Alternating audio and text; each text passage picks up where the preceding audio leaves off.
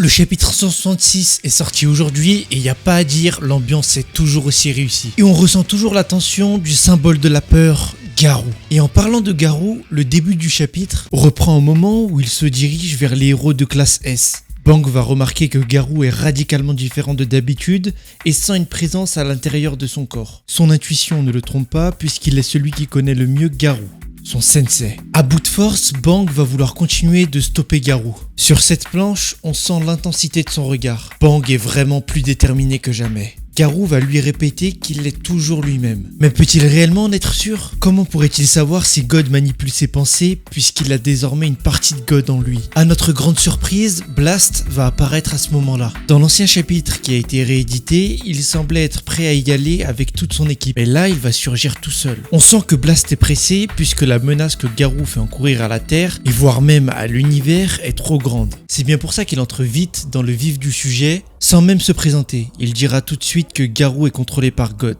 Même Bang et Garou vont être choqués d'entendre ça. Et oui, il fallait s'en douter, Garou obtient tout d'un coup des pouvoirs stratosphériques et en plus de ça, God avait parlé d'Avatar. Et dans l'hindouisme, Avatar c'est l'incarnation du dieu Vishnu. Blast va dire clairement à Garou, tu fais encourir un grand danger à la planète. C'est quoi ton but? Que veux-tu réellement? Garou devient sceptique et se demande si c'est vrai. Ce à quoi Blast répondra que pour résoudre ça, il a besoin d'emmener Garou dans une autre dimension. Parce que rien que sa présence conduit à l'évanouissement de n'importe quel humain sur son passage. Et contrairement à ceux qui me disaient « Les attaques de God ne sont pas nocives et elles ne projettent pas de radiation », bien sûr que si elles en projettent. Encore une fois, j'avais raison de parler de radiation, puisque Blast en fera lui-même la mention, en parlant de la radiation cosmique que générait son corps. Et on parle ici de radiation cosmique, provoquée par le flux d'énergie d'un noyau atomique qui circule dans un milieu interstellaire. La puissance d'une radiation cosmique est suffisante pour modifier ou briser les molécules d'ADN, et ça peut endommager, voire même tuer progressivement toutes les cellules du corps. Donc très nocif pour la santé.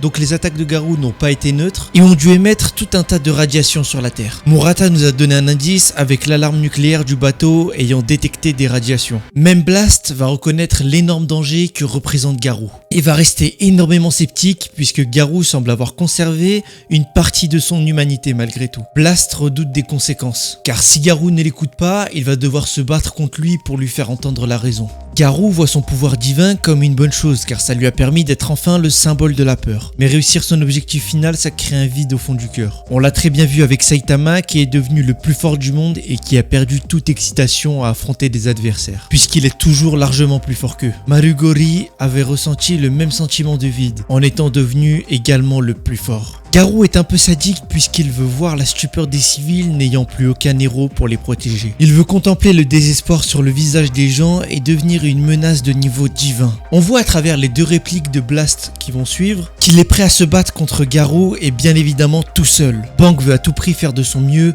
mais s'il continue de résister aux radiations, il pourrait probablement mourir. Mais sa fierté de maître lui dicte ses pensées. Il préfère se dresser debout, même mourant, face à l'élève qu'il a forgé. Car pour Bang, il est entièrement responsable de ce que Garou est devenu. Le choix de Garou de devenir le symbole de la peur va le pousser malheureusement à se débarrasser de Bang. Maintenant, il doit dire adieu à Tareo car il veut agir seul, libéré de toute promesse ou contrainte émotionnelle. Après, pendant une page, on voit Tareo allongé par terre. Mais je suis sûr que c'est pas pour rien qu'on le voit comme ça et qu'il aura un rôle crucial afin de raisonner Garou. Je pense que c'est le seul à pouvoir changer sa façon de penser. Mais pour l'instant, l'heure est au combat. Et Genos va tenter une attaque héroïque pour repousser Garou qui s'apprêtait à se débarrasser de Bang. Vu que c'est un robot, il ne craint pas les radiations qu'émet Garou. Garou va évidemment prendre 0 dégâts et choper la tête de Genos et comprend directement qu'il est l'apprenti de Saitama. Blast, ayant un mauvais pressentiment, va direct attaquer Garou grâce à ses gants et une ouverture de main rappelant un Kamehameha. Mais l'attaque va être bien trop faible pour Garou qui l'esquivera d'un seul bond. Mais même si sa vitesse est hallucinante, Garou ne peut rien faire face au portail que Blast peut créer. Il se servira de ces portails pour créer une boucle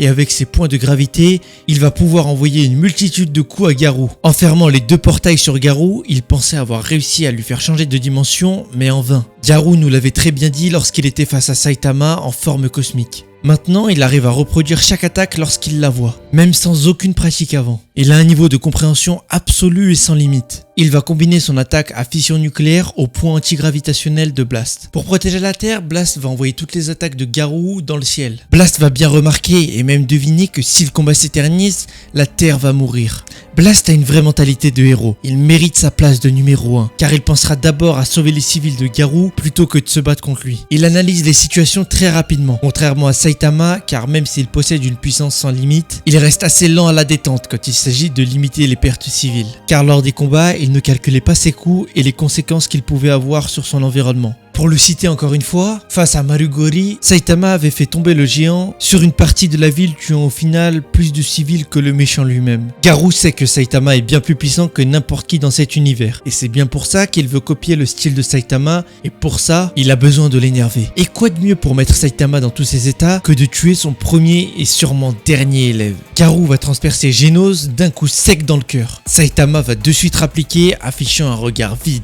signifiant que la guerre était désormais déclarée. Blast ne semble pas du tout savoir ce que vaut Saitama puisqu'il est surpris de le voir rester debout face à Garou. Saitama va même pas blâmer Garou, mais lui-même, car il arrive toujours trop tard. Il doute de ses propres capacités, car sa puissance ne fait pas de lui un bon héros. Un bon héros est quelqu'un qui, qu'importe la situation, arrivera toujours à gérer l'environnement et l'ennemi. Saitama est conscient de ses faiblesses et il ne peut que s'améliorer sur ce point. Car oui, on peut souvent arriver au mauvais moment en étant un héros. Mais ce n'est pas de la faute de celui qui veut sauver, c'est la faute de celui qui veut tuer. Le héros est là pour faire de son mieux. Saitama semble avoir oublié sa promesse, mais c'est là qu'il prit conscience qu'une promesse faite à un gamin ne peut pas être tenue lorsqu'elle apporte plus de pertes que de bénéfices. Si Saitama n'en finit pas vite avec Garou, qui sait qui sera le prochain à mourir? C'est ainsi que Saitama va enfin envoyer son Serious Punch en plein vers Garou, qui se mettra directement en mode Saitama pour répliquer avec le même coup. J'ai deux toutes petites hypothèses sur le prochain chapitre. Blast, pour empêcher que Garou et Saitama détruisent la Terre, va peut-être les transporter tous deux dans une autre dimension, le temps du combat. Car je doute qu'un combat à pleine puissance, en plus de ça multiplié par 2 car Garou envoie le même coup, laisse la Terre et les héros se trouvant à côté indemnes. Soit il se passera ça, soit Saitama sera bien plus puissant que Garou, tellement que Saitama est énervé, on ne perçoit plus son visage. Souvenez-vous, déjà qu'en frappant pour incapacité, Saitama était largement au-dessus de Garou. Alors imaginez-le à pleine puissance. Enfin bref, de toute façon, on verra au prochain chapitre. Mais je pense que Saitama va finir le combat au prochain chapitre. Et ce qui pourra potentiellement se passer dans la suite de One Punch Man. N'hésitez pas à vous abonner et à liker si cette vidéo vous a plu. Abonnez-vous aussi sur Instagram si vous voulez être au courant des sorties des prochains chapitres. Je mettrai à chaque fois un compte à rebours avec le lien pour aller lire le chapitre directement sur le site officiel. Donc voilà, en tout cas, si tu veux être au courant de l'actu manga, n'hésite pas à suivre mon Instagram. C'était Kyoshi, je vous dis à une prochaine. Ciao.